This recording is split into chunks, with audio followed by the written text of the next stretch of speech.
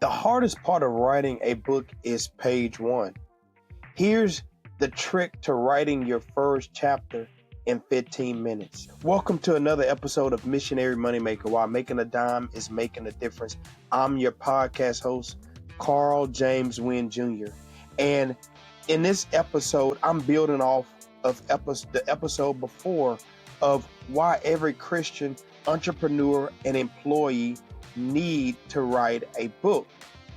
And so what I want to do in this episode is I want to help you understand where to start when it comes to writing your first book. Now, I will say this: most people complicate it. Most people make it a big deal, and I understand why. I understand that it seems as if it is a big deal and is something that is so hard and so overwhelming to do. But I want to encourage you with this. I want to encourage you to start now. And I'm going to show you how to start now by showing you where to start. And I want to tell you that it's more important to think about progress over perfection. And as I talk to my children, as I write, I always focus on progress over perfection. So if you don't get anything from this episode, get this: it's progress over perfection, because so many times we focus on perfection rather than progress. So let's jump into it. Point one, this is where you need to start. In order to do this in 15 minutes, your first chapter in 15 minutes, I want you to think about this. You're not writing this book from a perspective of a fictional book where you have to be creative and create characters. This is not the book that you're trying to write. You're writing a book from your own experiences, your own expertise, your own education. So you're writing it based on things that you already know.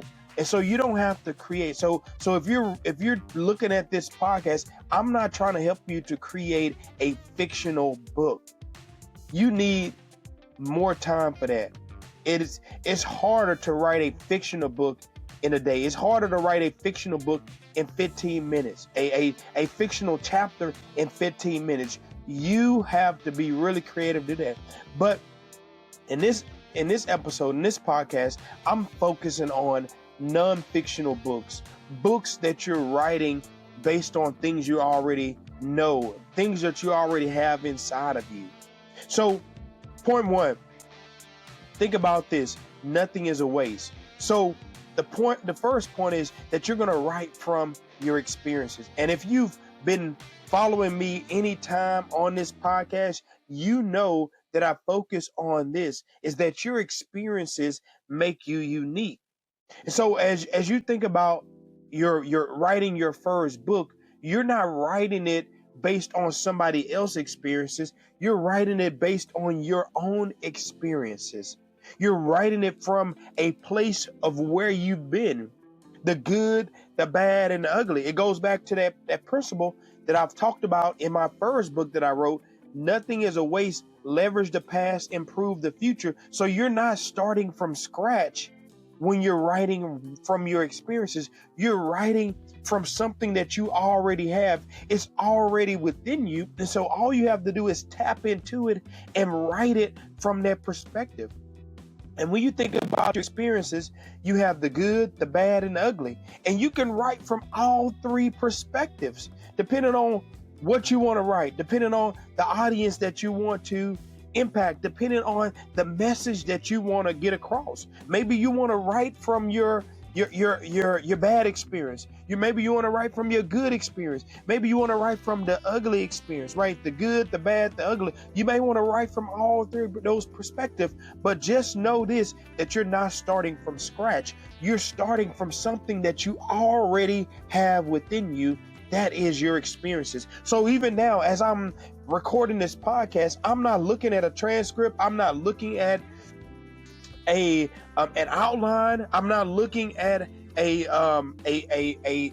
manuscript. I'm I'm doing this podcast from my own experiences because I've written and published 8 books. I got another one in the queue already. So with that being said, you can do it from your experiences, and you can write a chapter in 15 minutes from your experiences, because remember, it's in you. All you got to do is put it on the paper. So write from your experiences. Don't let the music die with you. That is something I've been telling Christians for the last year. Many Christians say that they want to write a book. Well, that is my goal, is not to let the music die with you. Because guess what? Once you die, the value that you have, it can't come back out.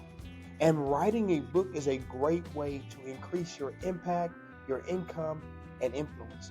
And my goal is to help 10,000 Christians in 2026 write and publish a book. So if that's you, I want you to download this free worksheet. It's called 5 Ways to Finding Your Unique Book Idea. And I want to help you write your book. Remember, don't let the music die with you. Go ahead and start singing it loud and proud right now. And remember, this is not about pride, but it's about productivity. Secondly, write from your expertise. It goes back to your experiences, right? But write from your expertise. The things that you are good at, the skills that you've built over time. And even if you have not built it over time, maybe you haven't been in your industry long enough. But let me say this: if you have 1 week, if you have 1 week ahead of somebody, you can help them. And so maybe you are in medical school and you have 1 year ahead of somebody else. You can write about your first year of medical experience. So your expertise that you've accumulated over that first year of medical school, you can begin to write about it and write to the up and coming medical students. But maybe you are an attorney and you're in your 2nd year of law school. You can write based on your first year, all of the expertise, the things that you've accumulated, and you can begin to share it with other people. Right? Maybe you're an HVAC technician or HVAC entrepreneur, and you've been running your business now for a year. You can write a book to that HVAC entrepreneur that want to just get started.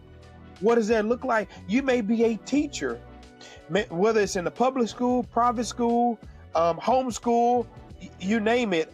You can begin to write on, maybe it's your 2nd year, but you can say, okay, these are the expertise that I've gathered over the first year, and this is how it can help you. But even thinking about a teacher, you can also write to parents based on your expertise. This is how you need to be thinking about preparing your children for 4th grade, 5th grade, 6th grade, or this type of curriculum. But you're writing from your expertise, even if it's a year ahead. You don't have to have 20, 30 years of expertise to write. All you need is a little bit.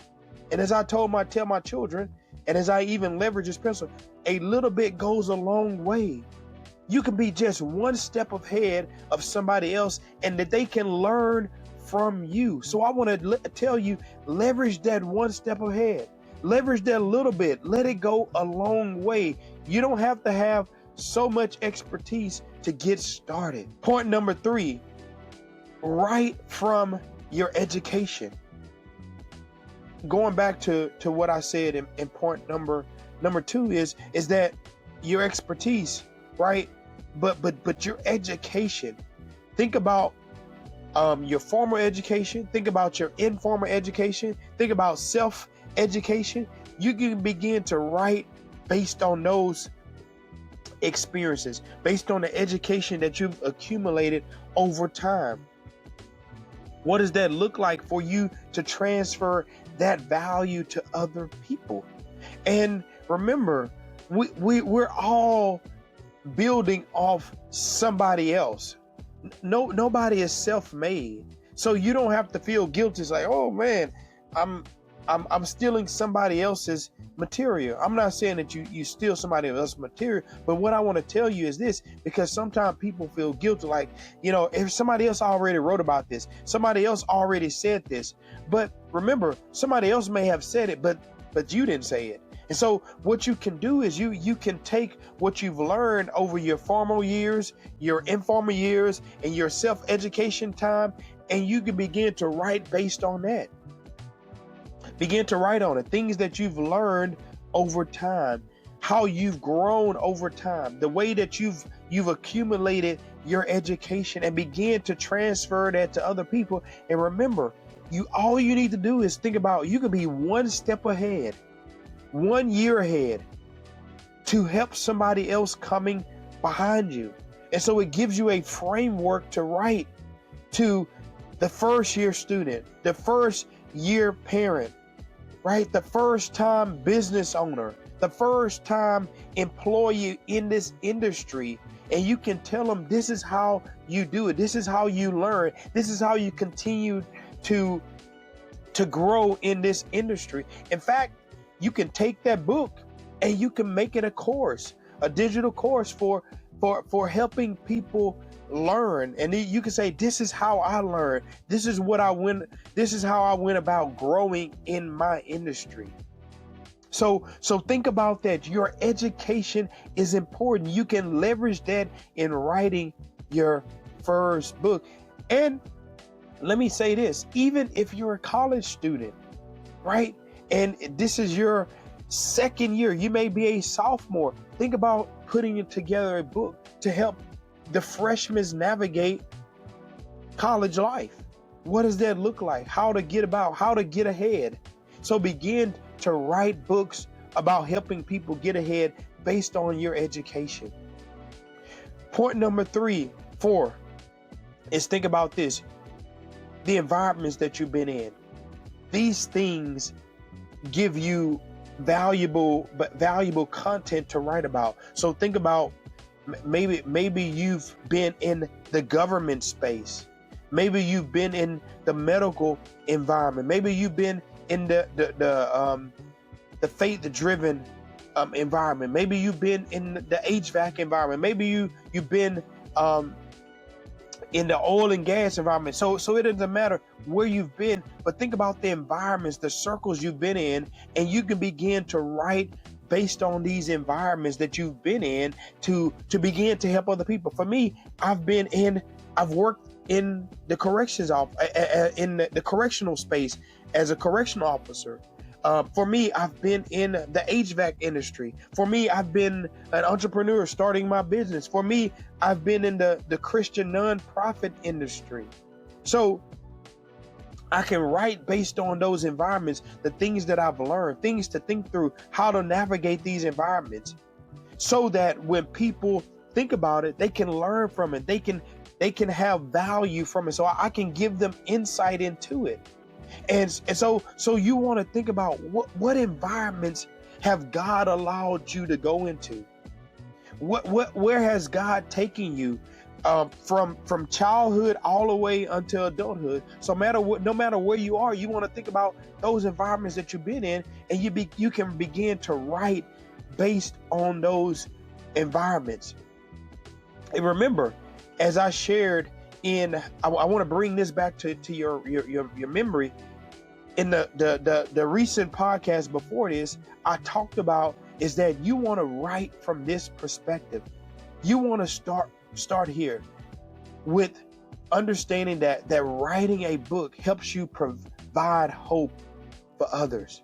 Meaning this, hope is defined as this: helping other people excel.